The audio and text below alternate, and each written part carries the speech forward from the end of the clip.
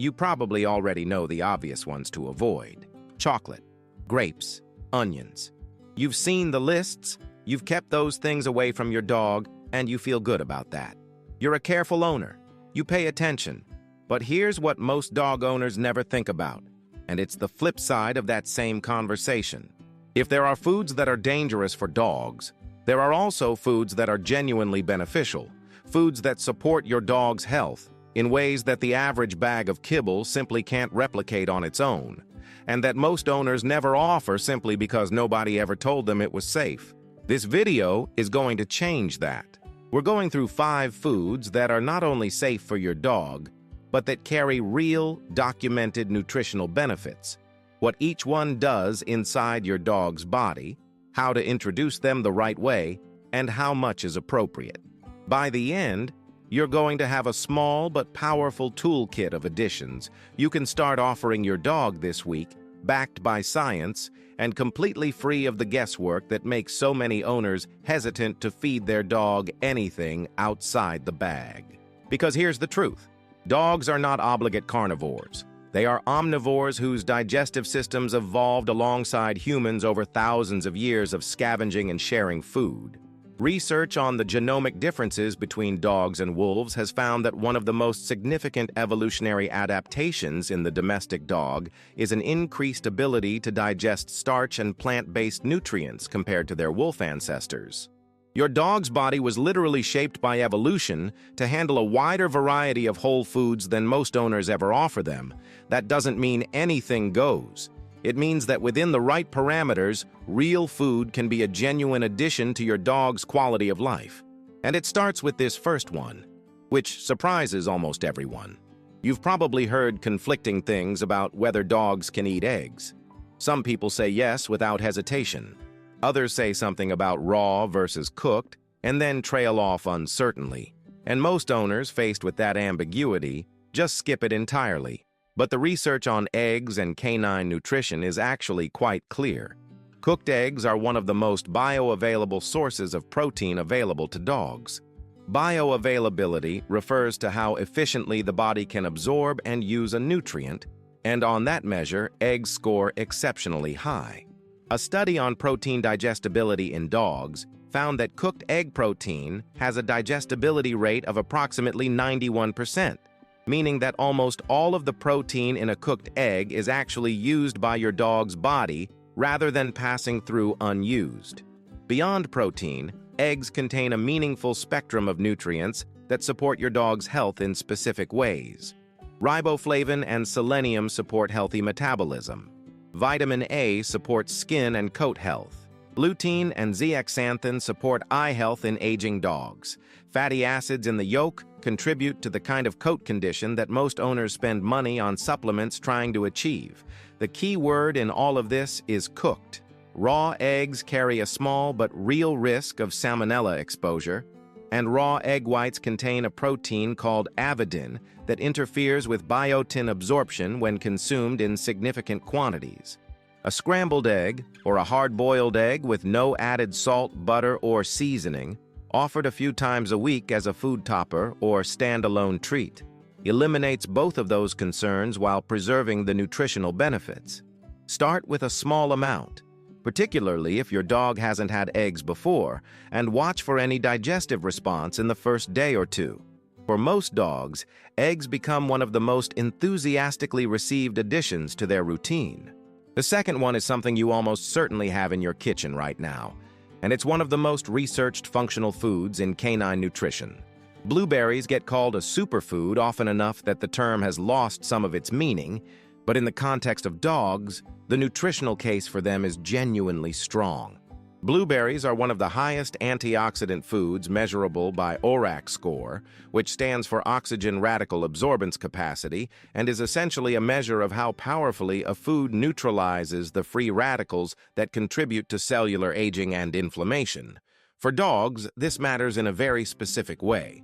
Research on oxidative stress in aging dogs has found that oxidative damage plays a significant role in cognitive decline, joint inflammation, and immune system degradation in older animals.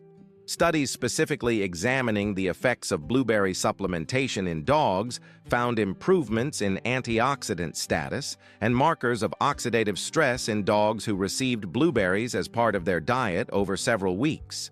Translated out of the research language, what this means practically is that regular blueberry intake may support your dog's cognitive function as they age, reduce the inflammatory processes that contribute to joint discomfort, and support immune system resilience in ways that go beyond what standard kibble formulas provide.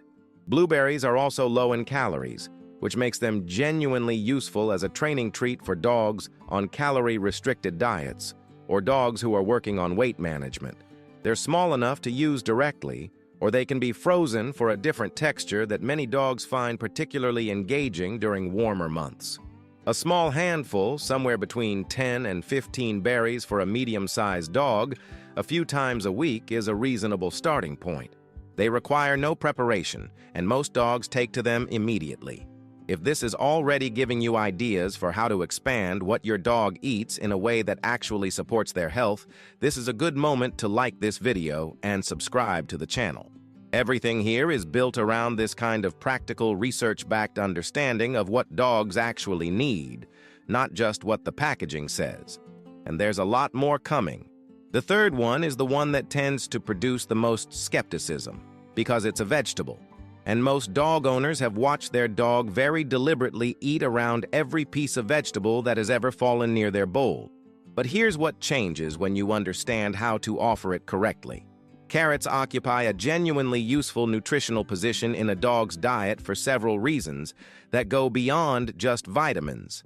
The first is mechanical. The texture of a raw carrot provides meaningful dental abrasion as your dog chews it. Research on dental health in dogs has consistently shown that mechanical chewing action against appropriately textured surfaces reduces plaque and tartar accumulation over time. Veterinary dental organizations have noted raw carrots as one of the accessible, low-cost options that provide real dental benefit without the caloric load of many commercial dental chews. The second reason is nutritional. Carrots are high in beta-carotene, which dogs convert to vitamin A. Vitamin A plays a critical role in immune function, reproductive health, and particularly in vision and eye health. For older dogs whose vitamin A levels may decline with age, regular carrot intake provides a whole food source that is easily digestible and well tolerated by most dogs. The third reason is behavioral. A large raw carrot given to a dog who is experiencing mild stress or boredom provides an outlet for chewing behavior that is both constructive and calming.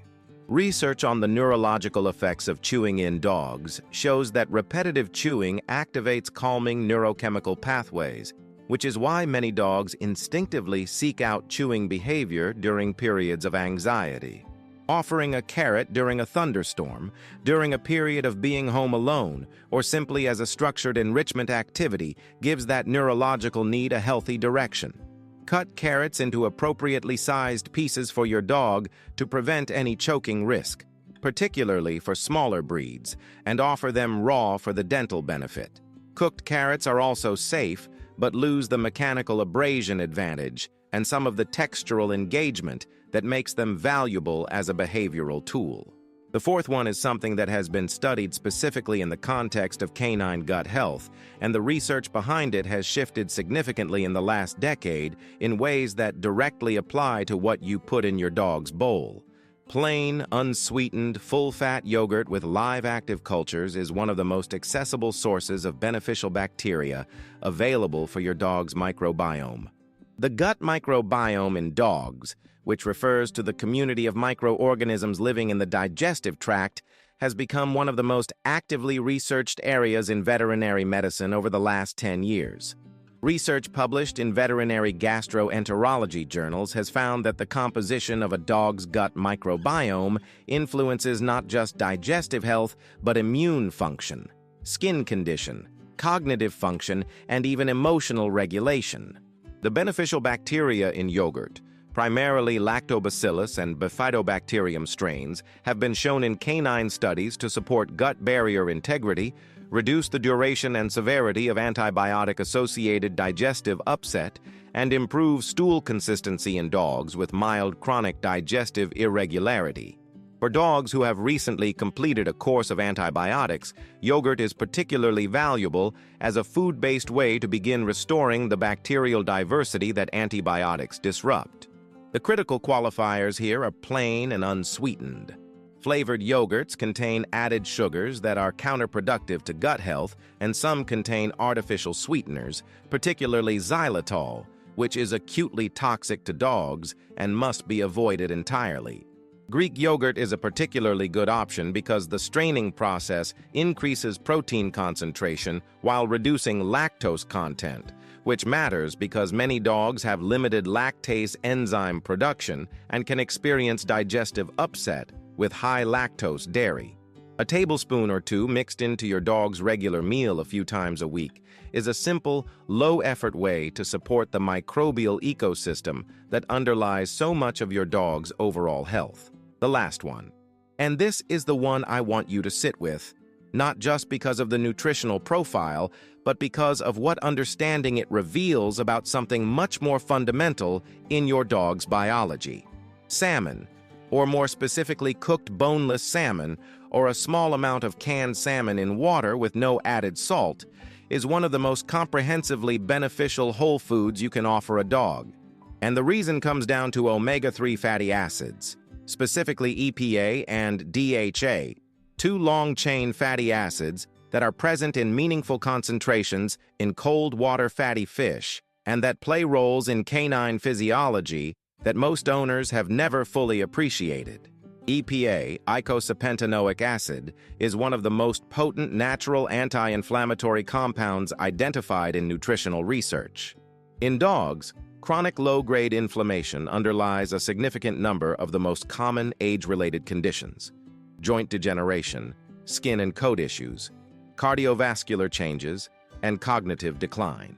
Research on omega-3 supplementation in dogs has found measurable reductions in inflammatory markers in dogs receiving regular EPA intake, with effects comparable in some studies to low-dose anti-inflammatory medications without the gastrointestinal side effects those medications frequently produce.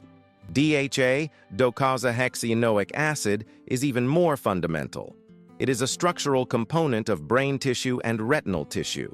Studies on DHA in canine development have found that puppies whose mothers received adequate DHA during pregnancy and lactation showed superior cognitive performance, improved trainability, and better visual development compared to puppies from DHA-deficient mothers.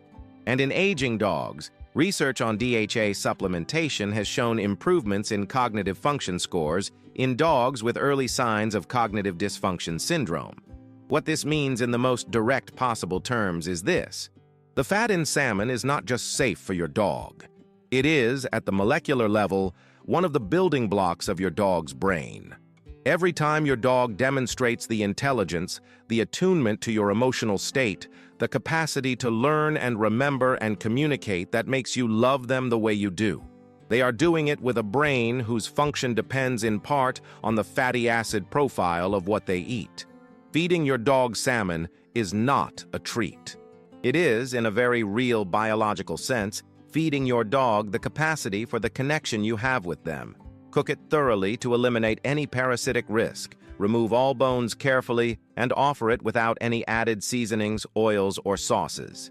2 to 3 ounces for a medium-sized dog a couple of times a week provides meaningful omega-3 intake that most standard kibble formulas, even those that list salmon as an ingredient, cannot reliably replicate because omega-3 fatty acids degrade significantly during the high heat processing that kibble manufacturing requires.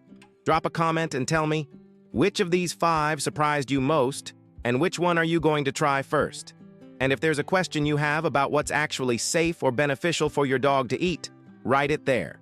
Those questions shape every video on this channel, and there is always more to understand.